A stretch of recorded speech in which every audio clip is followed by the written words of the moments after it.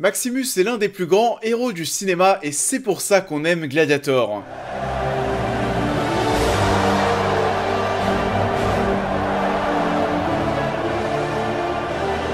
Bonjour à tous et on se retrouve en ce milieu de semaine pour parler d'autres films anciens. Après avoir parlé de certains films de Christopher Nolan la semaine dernière, aujourd'hui on revient sur une autre œuvre dont j'avais envie de vous parler, Gladiator, on en parle. Gladiator est sorti en 2000, réalisé par Ridley Scott et porté par Russell Crowe, Joaquin Phoenix et Connie Nielsen. Nous allons suivre le général Maximus, fidèle soutien de l'empereur Marc Aurèle, qui l'a servi avec un dévouement exemplaire. Jaloux du prestige de Maximus, Commode, le fils de Marc Aurèle, s'arroge brutalement le pouvoir et ordonne l'exécution du général Maximus. Alors Gladiator, bien sûr, j'avais envie de vous en parler, c'est un de mes top films de toute ma vie, all time. Je pense que si je dois en garder 5, il y a beaucoup de chances que ce long métrage en fasse partie. C'est une histoire, un long métrage qui nous marque déjà dans un premier temps grâce à son héros, à Maximus, qui est en quelque sorte tout ce qu'on souhaiterait être, que ce soit au niveau de sa personne, mais aussi par rapport à ses actes. Il est parfaitement interprété par Russell Crowe qui va donner beaucoup d'épaisseur à son personnage. C'est un homme très noble, droit, juste.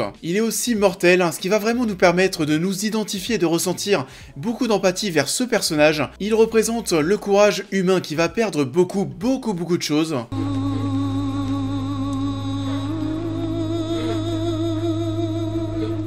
Et il va réussir là où beaucoup d'entre nous auraient jeté l'éponge, il va pas se laisser abattre. C'est un homme qui ne va pas mettre les deux genoux à terre, qui va se lancer dans une quête afin de venger sa famille et tout ça. Le fruit de tout ça fait que le spectateur prend déjà parti pour cet homme. On va le suivre, l'encourager, comme je vous le disais aussi, on s'identifie à lui parce qu'il représente le courage humain, le courage qu'on aimerait nous avoir en tant qu'humain et qu'on n'a pas forcément. Et surtout qu'à l'origine, Maximus, c'est juste un homme qui a envie d'en finir avec cette vie. On va le voir se projeter dans ce chant, ce plan absolument culte.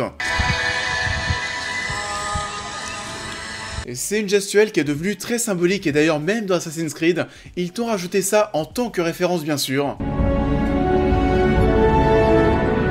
Ça fait allusion. On a donc ce plan et cette couleur de l'image qui va être plus chaleureuse que ce qui va suivre où là globalement, on va comprendre pourquoi est-ce qu'il en a un petit peu ras le cul de cette vie.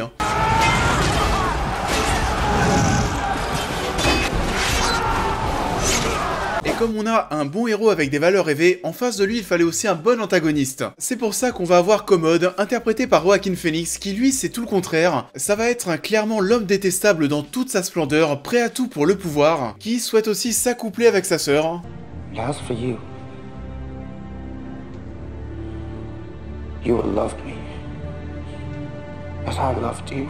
Bon, c'était des pratiques peut-être plus répandues à l'époque, mais voilà, aujourd'hui, lorsqu'on voit ça, c'est des choses qui nous choquent quand même un petit peu. Et en plus de ça, sa sœur n'est pas consentante, donc forcément, on le déteste encore plus. On voit aussi que c'est un fils qui est en mal de reconnaissance paternelle, Marc Aurèle s'en excuse. Et l'erreur de ce dernier, qui est certainement due à son âge et au fait que physiquement, ça va plus trop, c'est qu'il va se soumettre à Commode. On assiste à ces plans qui laissent clairement entendre que le pouvoir va basculer, et c'est ce qui va se passer.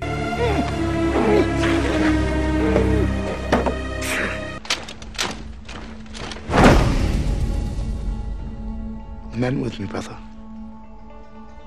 Our great father is dead. Suite à ça, l'histoire, vous la connaissez, on va voir tout ce qui va être les combattants, les arènes, Rome, le Colisée, etc. Et ce qui va être au cœur de l'œuvre, c'est quelque chose à laquelle on peut s'identifier aussi dans la vie réelle. Et c'est ce qui va rendre aussi l'œuvre bien plus intéressante que ce qu'elle aurait pu être. Ça aurait pu être plus simple, nous livrer simplement des combats au Maximus, aller gagner à chaque fois, mais ce n'est pas que ça, il y a un petit supplément d'âme. Ce petit quelque chose, et c'est ce qu'on va t'apprendre, on ne gagne pas forcément un combat par la force, mais aussi par le fait de gagner la foule. I wasn't the best because I killed quickly. I was the best because the crowd loved me. Win the crowd, and you'll win your freedom. Et ça, c'est le petit truc qui va changer beaucoup de choses dans cette histoire. C'est une vraie thématique à traiter, et on peut s'identifier, comme je vous le disais, dans ce genre de situation, parce que le fait de gagner la foule, c'est ce qui anime nos vies dans la vie de tous les jours. Au travail, par exemple, vous avez parfois des personnes, vous le savez très bien, qui vont gagner en grade, qui vont passer d'un poste de chargé à un poste de responsable, et pourtant, vous savez qu'ils n'ont pas forcément des compétences supplémentaires par rapport à une autre personne qui pourrait être promue, mais pourquoi cette personne l'a été par rapport à une autre? Et peut-être parce qu'elle s'est alliée avec d'autres bonnes personnes, qu'elle a réussi à se faire respecter du plus grand nombre, elle a réussi à gagner la foule. Sur YouTube, c'est pareil, le fait de gagner en abonnés, ça te permet de gagner en crédibilité, ça appuie ton propos, et plein de choses passent par là, c'est le reflet de notre société, le fait de recevoir du soutien par des gens, on doit gagner la foule très souvent pour atteindre plus facilement nos objectifs. Moi, quand je vois un stade entier qui se lève et qui crie, enfin, moi ça me bouleverse. Le pouvoir de Maximus va donc dépendre de cette foule et à ce moment-là, au-delà de ses talents de combattant dans les arènes, son nouvel objectif c'est de se mettre tous ces gens dans la poche, de les manipuler en quelque sorte. Il n'est pas forcément d'accord avec ses pratiques, ce genre de combat à mort, il va le faire savoir en balançant son épée vers les privilégiés, ce qui sera aussi une référence au Spartacus de Kubrick. Kill him! Kill him, you imbecile! Kill him! Kill him! Kill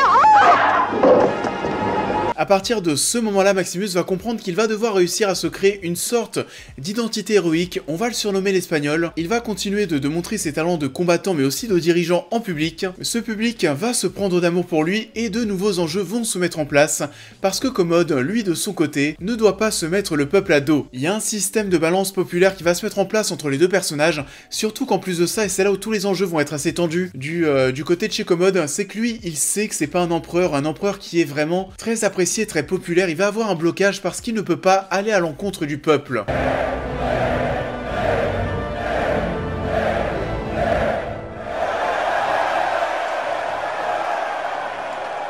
Maximus va donc pouvoir jouer avec cette situation et devenir en quelque sorte le héros rebelle, parce qu'on aime tous les gens forts et rebelles.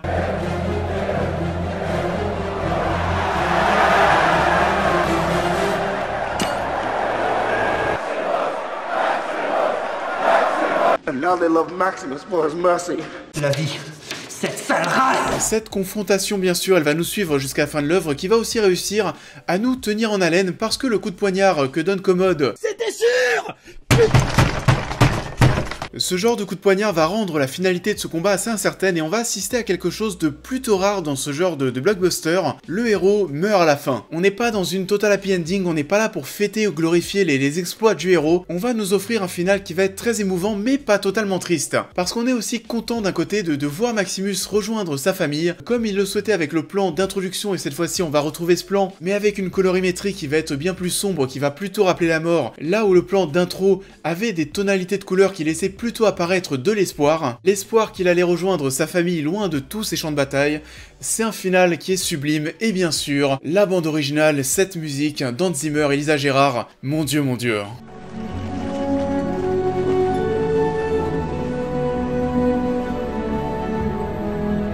C'est tellement beau que je peux pas imaginer des gens se lever de leur siège alors que le générique se lance. Tu restes assis et t'écoutes ça.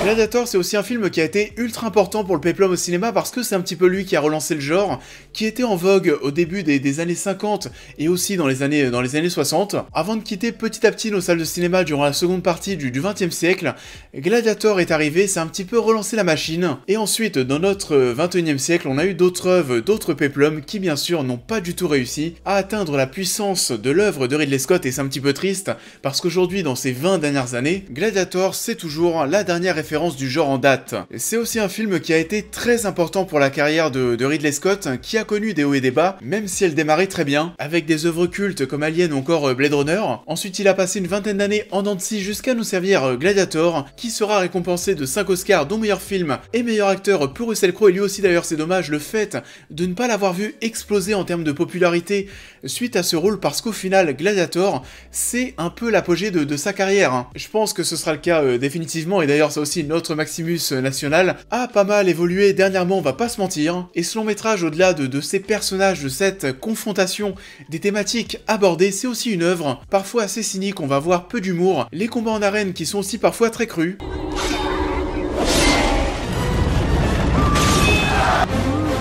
Gladiator, c'est aussi un long métrage qui va être porté par cette reconstitution de Rome, cette époque qui est très réussie. Oscar des meilleurs effets visuels, je le rappelle, qui va allier à la fois décors réels mais aussi effets numériques, allier espoir comme le danger avec des tons de couleurs bien plus sombres, mais aussi une réalisation à la fois sensible et de l'autre côté assez brutale, tout comme les enjeux à la fois physiques mais aussi politiques. On est trimballé dans tous les sens et on va parcourir toutes les émotions. Gladiator, c'est un film qui est très beau, qui est très riche, qui est aussi blindé mais de tellement de répliques cultes et marquantes.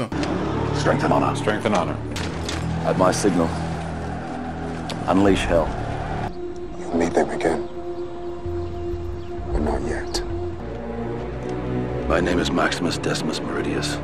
Father to a murdered son, husband to a murdered wife, and I will have my vengeance.